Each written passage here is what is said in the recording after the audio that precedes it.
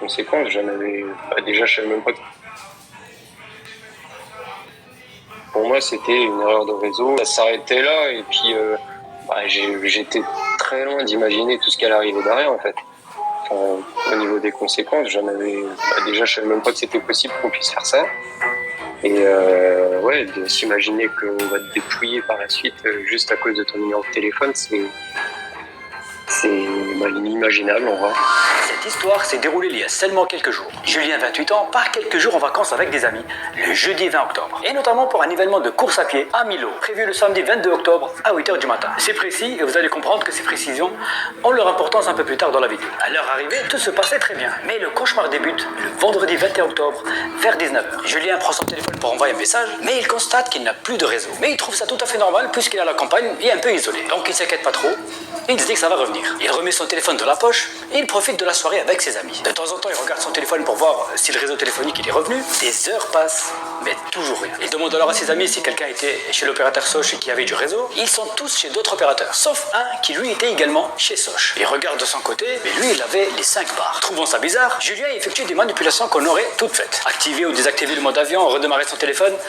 Toujours rien, sauf une petite notification en attente d'activation de téléphone. Il tente alors même de réinitialiser les réglages réseau dans les paramètres, mais à l'issue de cette manipulation, toujours le même problème. En fait, au début, on s'en rend pas du tout compte parce que ça part d'un truc qui arrive à tout le monde, c'est qu'on se rend compte que sur le téléphone, on n'a plus de réseau, on n'a plus accès aux SMS, on peut plus appeler. Donc c'est par là que ça commence. Donc tu commences à faire toutes tes manipulations pour avoir du réseau. Donc tu l'éteins et tu rallumes ton téléphone, tu le mets en mode avion ou pas. Là, Julien commence à se poser des questions sur ce qui se passe. On est en fin de soirée, Julien décide d'aller se reposer et une fois dans sa chambre, il se connecte au réseau Wi-Fi de l'Airbnb. Parfait, le Wi-Fi fonctionne. Par précaution, il se connecte à son compte bancaire via l'application de son téléphone. Petite précision, pour déverrouiller son téléphone, il met son empreinte digitale. C'est une sécurité en plus qu'il a mis et il a entièrement raison. Une fois connecté, il active la protection des paiements en ligne. Donc à partir de maintenant, pour un achat en ligne, il faudra se connecter à son compte bancaire. Et avec son téléphone, vu que pour y accéder, il faut l'empreinte digitale. On voit que Julien, il est très alerte et un peu à cheval sur la sécurité et c'est une très bonne chose. Mais sans vouloir vous spoil, vous allez voir que malgré tout ça, il va vivre les pires moments de sa vie. Du coup, s'il y avait un paiement en ligne qui devait être fait, je devais le valider moi-même par l'application. Après avoir fait tout ça, Julien est plutôt serein. Il part donc se coucher, car il doit se lever à 5h du matin. Et là, je vous le rappelle, son événement de course à pied. Dans la nuit, vers 2h du matin, Julien se réveille pour aller aux toilettes. Il fait son affaire et avant de se recoucher, il jette un petit coup d'œil à son téléphone pour voir s'il a toujours un problème de réseau. Et à partir de ce moment, tout est allé très vite. Il voit 3 notifications en attente de validation de paiement. Il commence à paniquer, il essaie de se connecter à son compte bancaire, mais impossible. Le mot de passe, il a été modifié. L'identification par son empreinte digitale n'est donc plus active. Ça s'est passé au milieu de la nuit en fait, où j'ai reçu des notifications de paiement. C'est pas moi à l'origine qui a fait ces paiements-là. J'ai essayé de me reconnecter à mon compte bancaire, par contre là, j'y avais plus accès. Et je pouvais pas réinitialiser mes mots de passe parce que en fait tu reçois un code par SMS pour pouvoir le réinitialiser. D'accord. Donc moi vu que j'avais plus de réseau, je pouvais pas le faire. J'avais plus d'accès à mon adresse email non plus, donc je pouvais pas le faire. Et puis j'étais pas chez moi, donc je pouvais pas non plus demander de courrier à mon adresse postale, quoi. Il est 2h du matin, il n'a plus aucun contrôle sur son compte bancaire.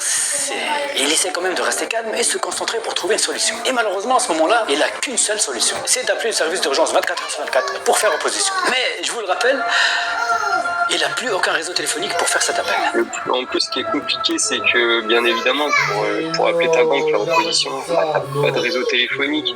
Ça tombe en pleine nuit, t'es obligé de faire appel à quelqu'un pour t'aider. Il essaie de faire opposition avec l'un des téléphones de ses amis et ensuite il repart se coucher et il est 3h du matin. En réalité, c'était juste impossible de dormir étant stressé. Le matin, il se rend quand même à la course car ça fait plus de 10 mois qu'il se prépare pour cet événement.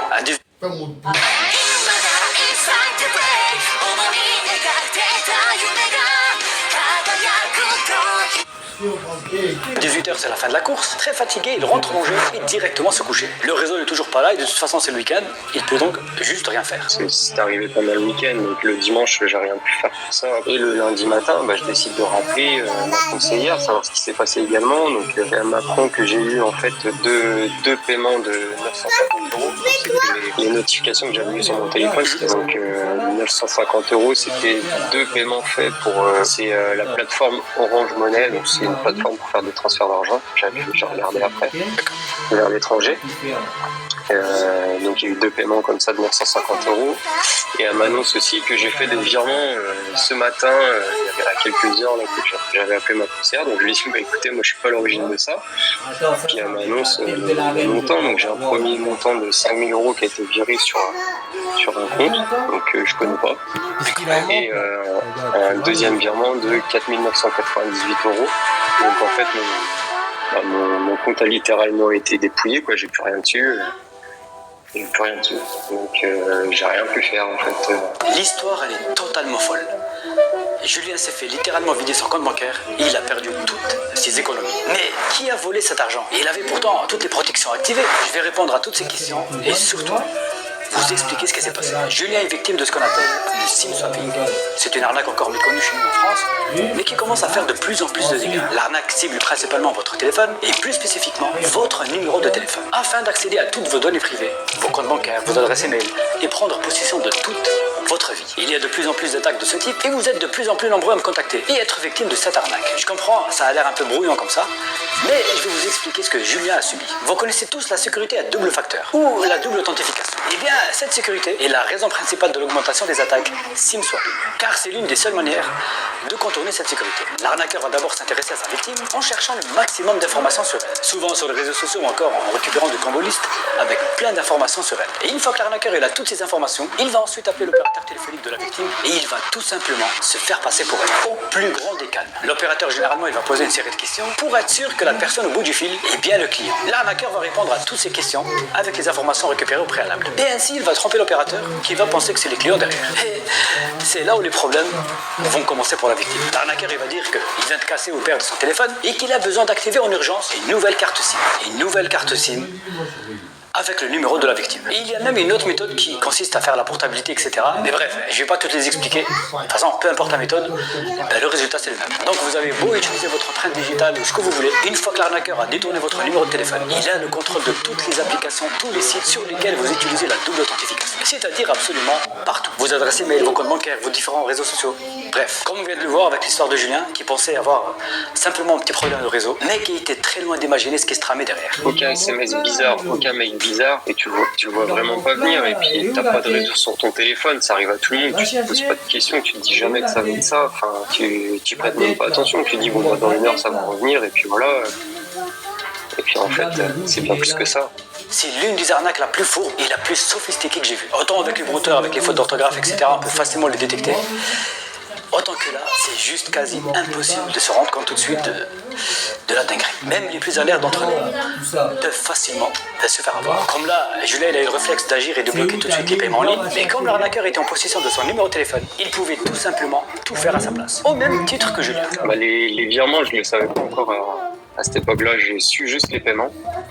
Mais pour moi, les paiements, ils n'allaient pas être acceptés du fait que j'avais bloqué mon accès en ligne, j'avais fait opposition. Je me suis dit bon bah la banque ils vont jamais jamais valider ces paiements, mais c'était déjà trop tard en fait, c'était déjà parti. Ouais, mais surtout qu'il avait la possession de ton compte, donc il pouvait à tout moment réactiver désactiver les sécurités qui ont été mises en place. C'est ça. Des virements, des transferts d'argent, des paiements en ligne, bref, le contrôle complet de tout. Au risque de me répéter, ok, c'est une arnaque extrêmement bien faite, tout ça, mais il y a des petits trucs qui peuvent nous mettre la puce à l'oreille. Il y a quand même eu un truc, c'est quand j'ai réallumé mon téléphone, quand j'avais plus de réseau. J'ai eu une notification, c'est un iPhone que j'ai, et ça demandait en fait d'activer le téléphone. Donc ça veut dire que le téléphone avait Une puce, ça se désactive pas comme ça sans aucune raison. Et encore moins si vous êtes pas à l'origine d'une comptabilité par exemple, ou changement d'opérateur. Donc à partir de cette vidéo, si vous êtes confronté à cette situation, du jour au lendemain votre puce se désactive sans aucune raison, c'est que ça pue un peu. Et qu'à un moment donné, vos informations ont fuité. Ça a été compliqué de savoir que c'était dépouillé, c'est jamais simple, même si c'est pas une agression physique ni rien, mais c'est. Bah, tu travailles, moi c'est des économies, tu fais des économies pour faire des plaisirs.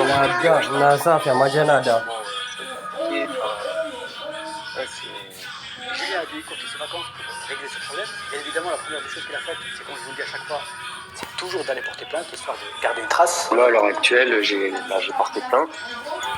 J'ai porté plainte, j'ai pas de nouvelles de ma banque parce que c'est très compliqué de les contacter. C'est une banque en ligne en fait, c'est pas une banque physique. Et donc par sécurité, ils ont enlevé tous mes identifiants et mots de passe. Donc j'ai plus d'identifiants à l'heure actuelle. J'ai un compte chez eux mais sans identifiant. Donc maintenant, quand je les contacte, ils me demandent forcément mon identifiant que je peux pas leur donner parce que je l'ai toujours pas reçu par voie postale. Je peux pas transmettre à la gendarmerie toujours mes relevés de compte pour qu'ils puissent lancer leur enquête parce que moi je leur ai dit des choses pendant mon audition, mais j'ai pas de papier qui atteste ce que je dis, donc l'enquête est même bloquée. Ça fait Tenez la vidéo, mon avocat là. Ah, le théâtre est... Tenez qui n'arrive